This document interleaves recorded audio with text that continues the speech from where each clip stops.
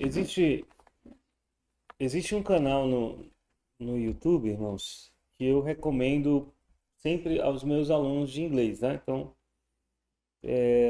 os alunos precisam ser incentivados a assistir vídeos não traduzidos, vídeos originais. E tem um canal que eu gosto muito desse canal.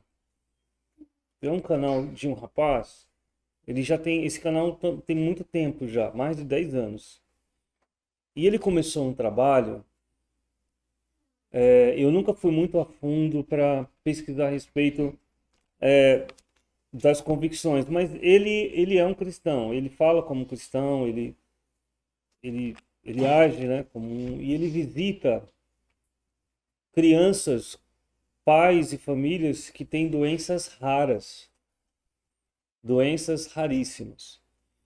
E algumas crianças dessas doenças têm distrofia muscular, né, tem algum problema de desenvolvimento, né, em relação à parte nervosa, né, tiveram algum tipo de paralisia, nasceram com esse problema. E tem algumas crianças que são excepcionais, assim, em termos de não somente do problema que elas têm. Chega a ser forte, é chocante você ver uma criança com um problema tal. Doenças que não se comentam.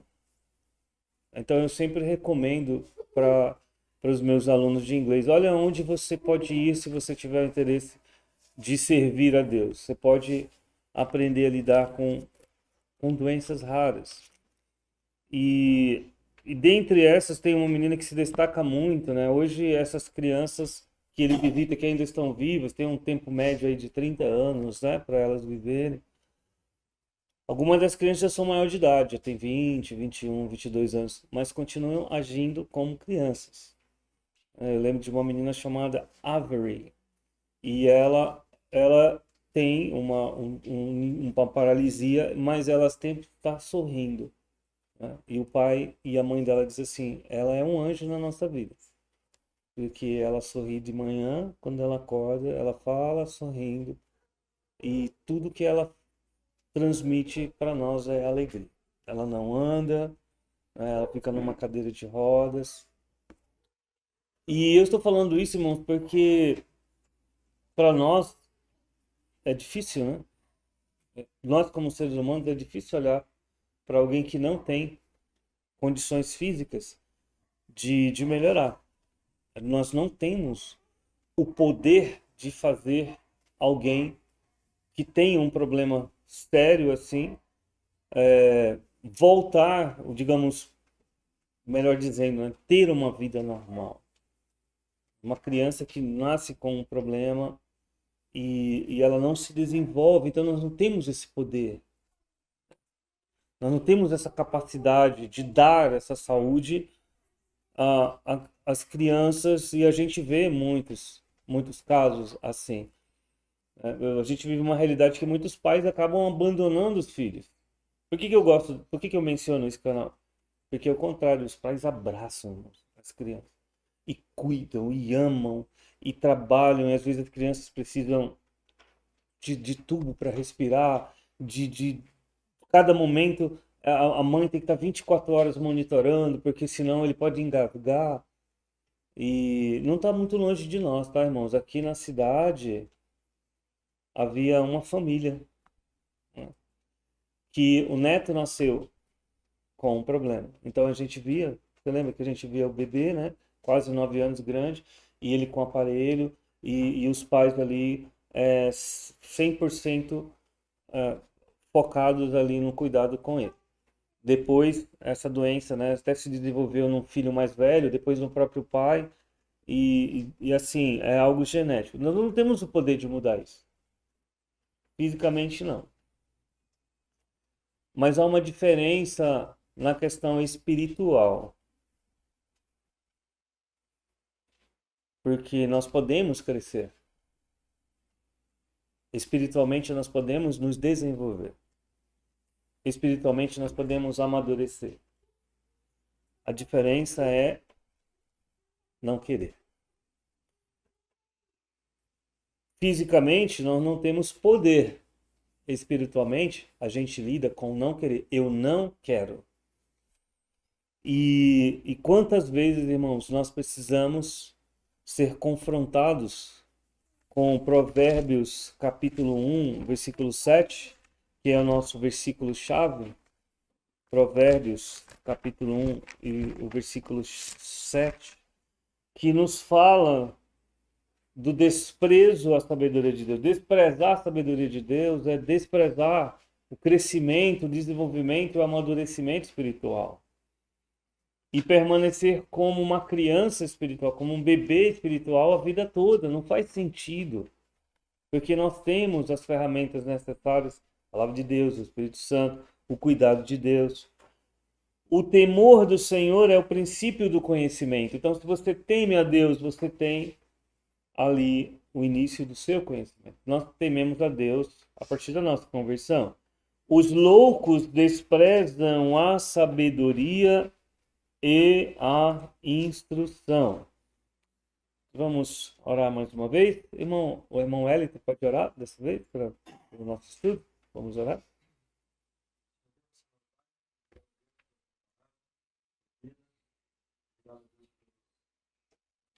Em nome de Deus, para te louvar, para te agradecer, pedimos a tua bênção, a tua direção sobre este culto, desde que eu passe pelo policial, o pastor, mais uma vez, possa ser orar contigo, Pai, para a edificação de todos hoje. Nós oramos e te agradecemos. Amém. Amém. Quantas vezes nós, quando éramos crianças têm disso, né? Pela imaturidade, nós fomos levados a fazer algo que nós sabíamos que estava errado. Sabíamos que estava errado. Sabíamos que não era o correto a fazer. A gente tinha essa noção. Mas a gente ia fazendo porque simplesmente porque não tinha ninguém olhando. Não é assim? Tem criança que não tem ninguém olhando. Aí vai fazer o que está errado. Não tem ninguém olhando. E quantas vezes a presença de alguém inibiu a nossa ação? Tinha vontade de fazer, mas sabia que papai e mamãe estavam lá, então eu não vou fazer. Eu sei que tem alguém que está me vendo, então eu não vou fazer coisa errada. Isso progride para a vida adulta quando nós falamos em relação à presença de Deus. A gente tem que ter noção de que, na nossa percepção espiritual, Deus está presente em tudo. E se nós tomarmos essa consciência, nós vamos sair do lugar teórico para o lugar prático. E eu quero ilustrar isso. Nós, ao vivermos, né, moramos algum tempo no Mato Grosso, não no MS onde estamos, é no Mato Grosso, nós passamos muitas vezes pela Chapada dos Guimarães, que é um lugar aprazível, né, 700 metros acima do nível do mar. Nós passamos num momento, né, que do calor, do frio, a gente vez ou outra a gente atravessava a Chapada dos Guimarães e nós sempre parávamos ali, né? Até os meninos, a gente parava e ficava olhando lá, tem uma plataforma que a gente olha, né, praticamente toda a Chapada, então a gente via, eu dizia para os meninos, né, a marca da água, você vê as ondas, é interessante. Mostrava para eles os paredões, você vê a marca da água, claramente. Não sei se os meninos lembram disso. Eu falava, ó, marca da água. Ali, onde ficou a água do dilúvio. As pessoas não conseguem ver. Vocês estão ouvindo. Imagina que vocês vão ver vídeos. Vocês vão numa biblioteca e estudam a história da Chapada dos Guimarães. Vocês têm um conhecimento teórico, mas nunca estiveram lá. Vocês nunca estiveram. Conhecimento teórico. Mas imagina que vocês, de um momento inesperado, vocês se acham na Chapada dos Guimarães. Você tem um conhecimento prático. Você está na presença desse lugar. Eu não posso expressar a emoção que é estar num lugar desse. Você precisa estar lá. Eu não posso expressar o que é estar num lugar aprazível assim. Qual é essa emoção? E é a mesma coisa se você for, por exemplo, para a Amazônia. Você for por um local que está a 3 dias da cidade mais próxima e não tem estrada. É como aqui. Aqui temos estradas. Nós vamos para onde, né? Nós temos a bênção de Deus de podermos ir. Saímos daqui e vamos para outro lugar. Mas existem lugares afastados. Você não tem acesso. Você só vai conhecer a emoção, o sentimento, a profundidade dessa realidade se você estiver lá. E isso não é nada diferente em relação à presença de Deus. Alguém pode pregar, pode falar, pode explicar, mas se você não tiver sido levado à presença de Deus, você não vai passar por aquilo que é prático. Você vai estar simplesmente na teoria. E é exatamente essa diferença entre pessoas que podem até ter a mesma posição teológica. Elas creem igual. Elas creem exatamente igual. Ou pelo menos elas afirmam crer igual. Mas o comportamento é diferente. O comportamento é diferente. Por quê? Por causa dessa experiência pessoal com Deus. É aquela diferença que a gente tem explicado. Para alguns, na religiosidade, Deus está distante e às vezes ele não me observa. Para outros, Deus é presente e ele me vê em cada momento. Eu não tenho para onde me ausentar de Deus. Essa percepção entre a teoria e a prática. Eu conheço um lugar de ouvir falar. Eu conheço o lugar porque eu estive lá. Eu vivi esse momento. É a mesma diferença entre ouvir de Deus, ter uma religião, ouvir sermões, ouvir pregações, gostar da Bíblia, mas não ter essa vivência prática e pessoal. Não ter estado na presença de Deus, nunca ter visto com os olhos da fé o que Cristo fez por você. Você não tem sabor. Você nunca vai entender além de teorias que não vão de maneira nenhuma atingir a sua vida pessoal. Não haverá mudança. E em Atos capítulo 17, o apóstolo Paulo, Atos capítulo 17 e o versículo 28, ele não está falando aqui, irmãos, de panteísmo, tá? Quero destacar isso. Atos 17 e o 28. O panteísmo é um conceito filosófico que diz, né, que tudo é Deus. A pedra é Deus, o animal é Deus, né? O gatinho é Deus, o cachorrinho é Deus. Então a gente vive dentro de Deus, na realidade não é isso que Paulo está dizendo. Versículo 28, porque nele vivemos e nos movemos e existimos, como também alguns dos vossos poetas disseram, pois somos também sua geração. Esse conceito bíblico está sendo trazido até nós por essa experiência pessoal. Nós convivemos com Deus. Nós vivemos por causa dele. E eu sei disso, irmãos. Se nós não estivéssemos debaixo do cuidado de Deus, nós não estaríamos aqui. Mas alguém pode viver uma vida no conceito mundano de extremada vitória, entre aspas. A pessoa é vitoriosa, ela tem sucesso fantástico, mas ela não tem um relacionamento com Deus. É um vazio, irmãos, que realmente eu não desejo para o meu pior inimigo. Eu já contei essa história, eu não gosto de entrar muito em detalhes, porque um amigo que eu tinha, nós éramos muito amigos desde, né, tenra idade, 13, 14 anos, nós líamos juntos, nós estudávamos juntos, nós éramos praticamente assim, as pessoas diziam, vocês são inseparáveis. Gostávamos do mesmo assunto, de filosofia, a música clássica, a literatura. Eu lembro que o primeiro livro de Shakespeare, eu li um, ele leu outro, para a gente um explicar. E então essa era a nossa brincadeira.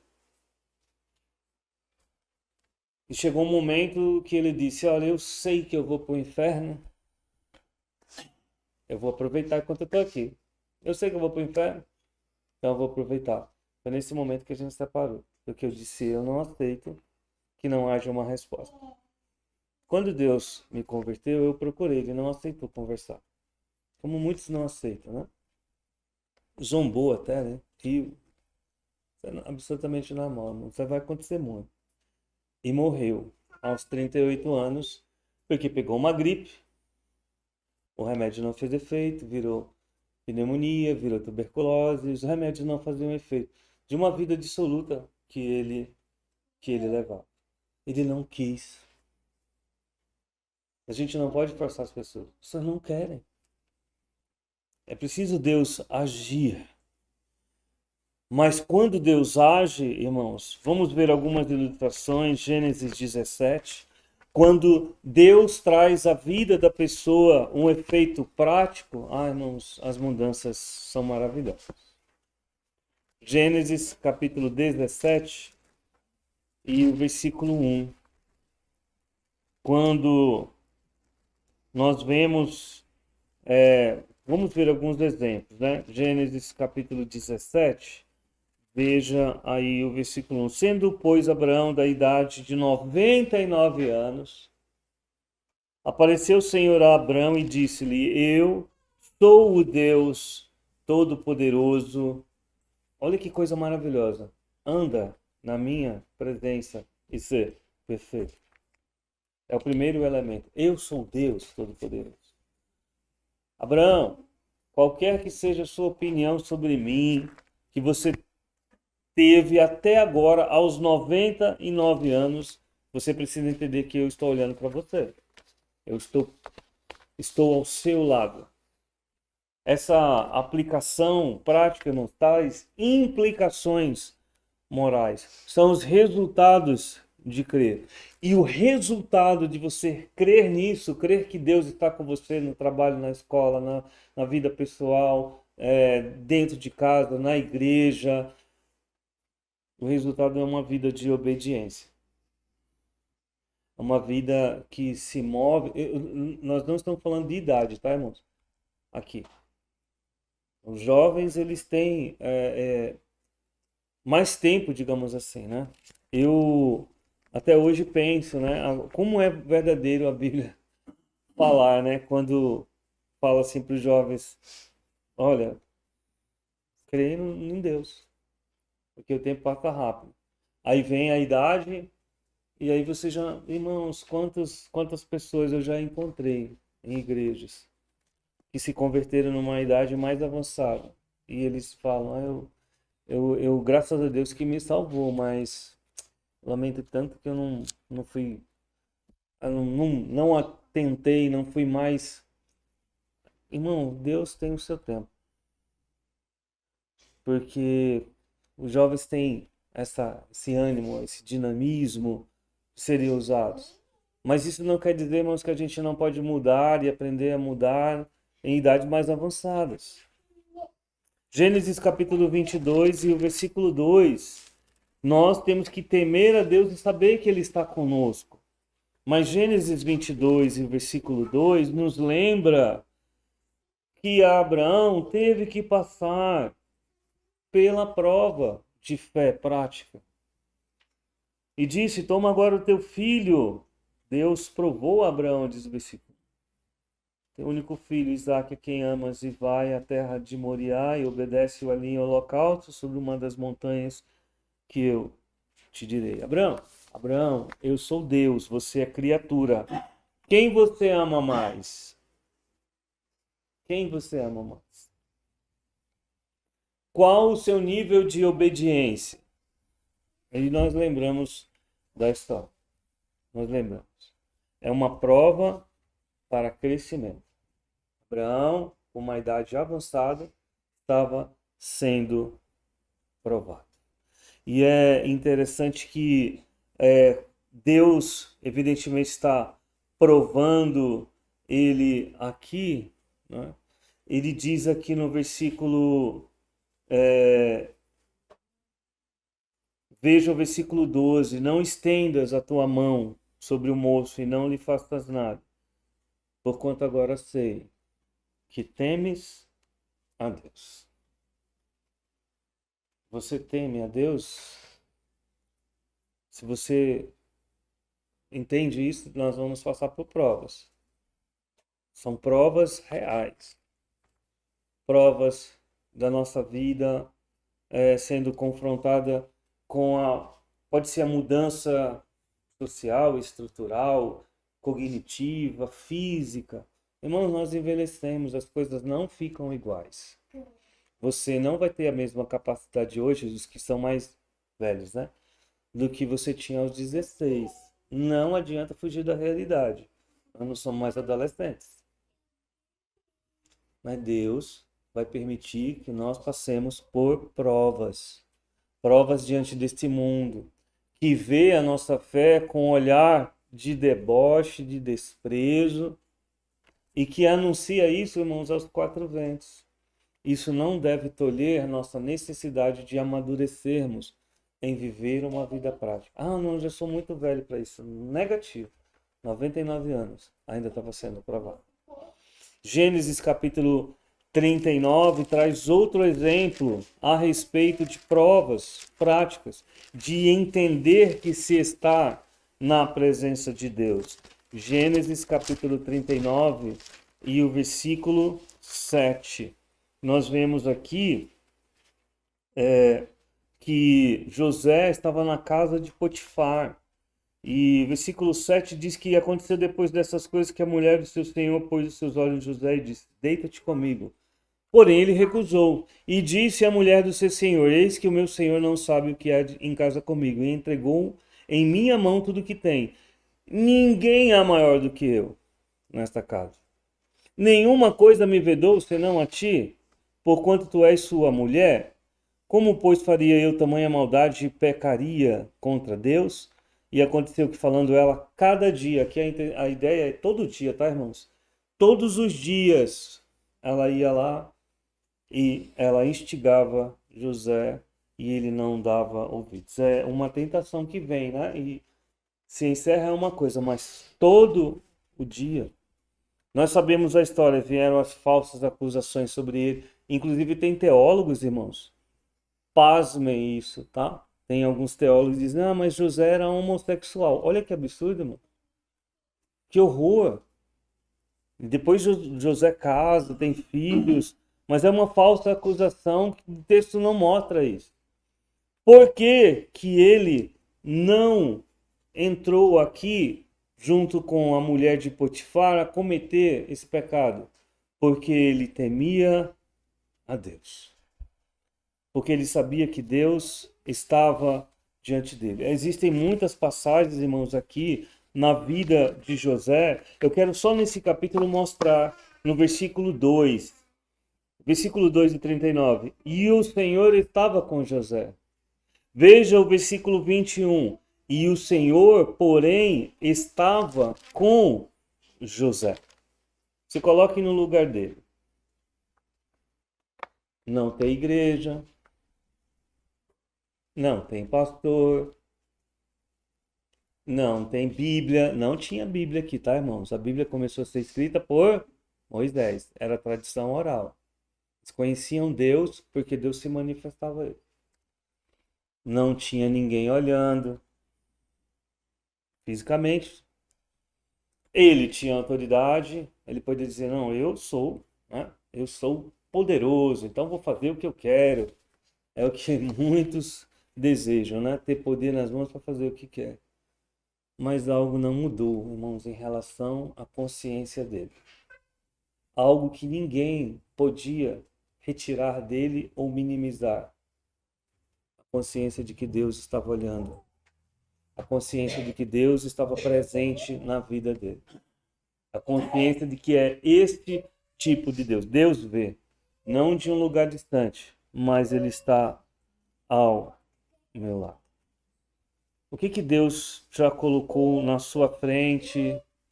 O que ele tem demonstrado em seu amor? O que ele tem posto no seu coração? Eu preciso fazer essa pergunta a mim mesmo. Olha o que diz Jeremias capítulo 32. Porque Jeremias capítulo 32 é uma profecia para os nossos dias. É uma profecia em relação, irmãos, ao cristianismo. Jeremias 32 e o versículo 40. Jeremias 32 e o versículo 40. Fala de um povo que não é o povo de Israel. Fala que Deus será o Deus desse povo, que haverá um só caminho. E diz assim, versículo 40, farei com eles uma aliança eterna, de não me desviar de fazer-lhes o bem. Porém, o meu temor não é uma possibilidade, irmão. Você não tem um temor de Deus, eu sinto muito que você não tem um relacionamento com Ele. É um futuro sombrio e é uma eternidade sem a presença dEle. Porém, o meu temor nos seus corações, para que nunca se apartem de mim. Não é somente uma profecia, é uma promessa de cuidar de nós.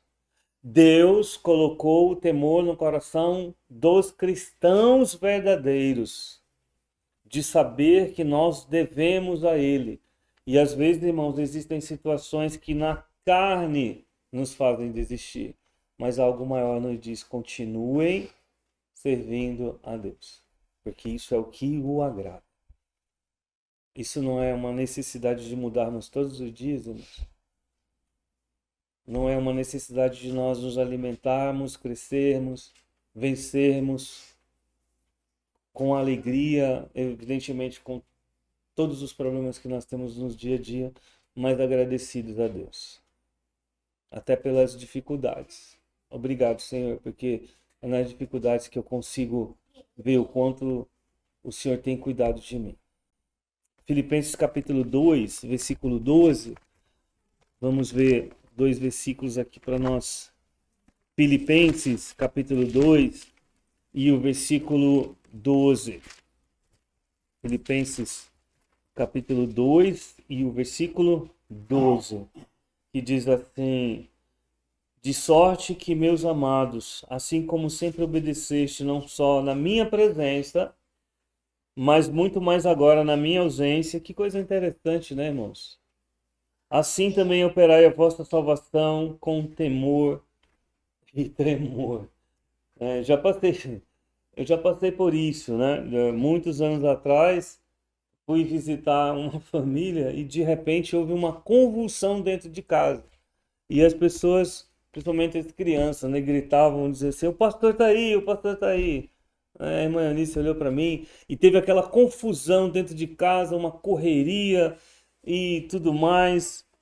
E depois, evidentemente, né, os irmãos comentando conosco: nós não esperávamos que você viria. Disse: não, irmão, não tem problema não, a gente veio porque nós estávamos preocupados. E aqui Paulo está dizendo: vocês não obedeceram só quando eu estava presente, vocês obedeceram principalmente quando eu não estava presente. Então não é porque o pastor gosta ou não gosta, não é porque o pastor está ou não está, não é porque o Paulo, o apóstolo Paulo, o servo Paulo, não, é porque Deus está presente. É porque Ele está conosco. É porque Ele vê. É porque Ele quer o nosso bem. 2 Coríntios 6, 15 ao 18. E nós vamos encerrar com esse texto. Será que nós temos tido essa consciência da presença de Deus? 2 Coríntios capítulo 6, 2 Coríntios 6, do 15 em diante, né? Então nós lemos esse texto na nossa introdução, né? Não prender a um jugo desigual, que concórdia entre Cristo e Belial, que é Satanás, Que parte tem fiel com infiel? Como é que nós vamos adorar com aqueles, né, que adoram os demônios? Que conselho tem o templo de Deus com os ídolos?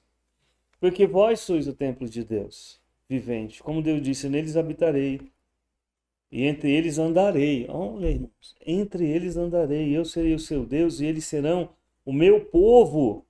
Isaías, Jeremias, Levíticos fala disso. Por isso saí do meio deles. Apartai-vos, diz o Senhor. Não toqueis nada imundo e eu vos receberei. E eu serei para vós pai, e vós sereis para mim filhos e filhas, diz o Senhor Deus Todo-Poderoso. Ou seja, não é teoria, irmãos, é a prática. Não é conhecer um lugar simplesmente de ouvir falar e ser um expert em algo assim. Hoje existem muitos profissionais de nutrição, irmãos, é impressionante. Existem muitos profissionais de nutrição que não praticam o que fazem. Existem muitos professores de atividades físicas que não praticam o que fazem. Não é estranho você chegar com um médico, você vai se consultar porque você está ali na presença de alguém que tem um entendimento, mas ele não pratica o cuidado com a saúde. Quantas vezes você vai, né, e o médico está ali, talvez já passou a noite ali tomando alguma bebida alcoólica, está fumando, e você vê, mas essa pessoa não se cuida. Como é que nós vamos testemunhar para as pessoas se nós não vivemos o evangelho, irmãos? É como um sacerdote que não é casado. Não tem lógica. Um sacerdote não é casado. Como é que ele vai falar do cuidado com a esposa? Como é que ele vai falar de cuidar dos filhos? Não faz sentido, ele não vivenciou aquilo, ele não experimentou a palavra de Deus na vida. Assim é todo o cristão, essa consciência da presença de Deus. Não é relativa. Na próxima semana nós vamos continuar nesse tema, mas nós vamos aplicar que tipo de obrigatoriedade nós precisamos nos colocar. Não sou eu, não é outra pessoa. É a sua consciência. Você tem consciência que você serve a Deus. Então você se coloca em obrigações por causa do temor ao Senhor. Semana que vem vamos continuar nesse assunto. Que Deus nos abençoe. Vamos orar mais uma vez. Senhor, muda o nosso viver em todos os aspectos. Perdoa no que temos falhado. Nosso viver, ó Deus, em casa, ou na igreja, ou onde quer que estejamos. Perdoa-nos porque temos sofrido bastante, ó Deus, com a situação do mundo atual, a descrença, a zombaria da fé, mas nós que tivemos um encontro pessoal com o Senhor Jesus Cristo, nós carecemos, Senhor Deus, de termos essa consciência que o Senhor está presente e em alegria nos dispormos a nos alimentarmos, a crescermos e amadurecermos. E assim podemos testemunhar do teu amor àqueles que não te conhecem. Para a tua honra e glória, em nome de Jesus. Amém.